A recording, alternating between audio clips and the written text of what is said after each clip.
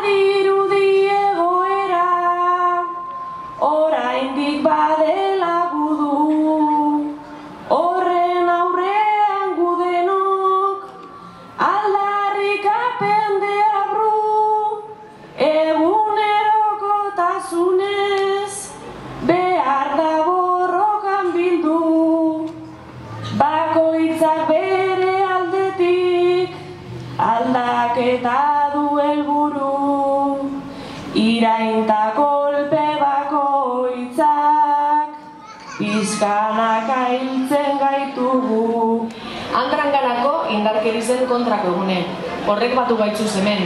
Andrak izatiarren, munduen milioika lagunek egunero sufriten doguzan gutxiespenak salatu, eta urdietan horren beste mine inzoskun kultura patriarkalagaz gogaitute gauzela sendo aldarri eitzeko. Horretarako batu gara hemen. Asko garalako munduko andrak, eta lehen ez bezala orain gure ahotsak entzunarazi eitzen dizelako. Ez gauzelako isilik egoteko prest. Ez dugulako aguanta gure, eta geure bizitzen jaube guk geuk izan gure dugulako. Ondino, ostera, dakigun moduen ezin dugu gu geu izan. Ondino egunero sentidu behar dugu emakume izatien ajeren bat geure azaletan. Ondo dakizuien moduen, andra izatie ez dalako sexu kontu utxe. Andra izatiek inposatutako rol jakin batzuk betetiera, inposatutako bete behar batzuk geuregan hartziera, eta berbakaz azaldu eta zerrendatu ezin dan gauza luze handi bat geuregan eroatia da, zama handi bat geuregan eroatia da andra izatie. Bai ez inestuten hau, geuk dauku hori guztize inposatuten dozkun gizartie aldatuteko giltze.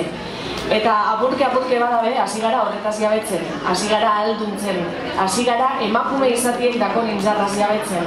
Geure lorpen adalako zorizonak dagoen.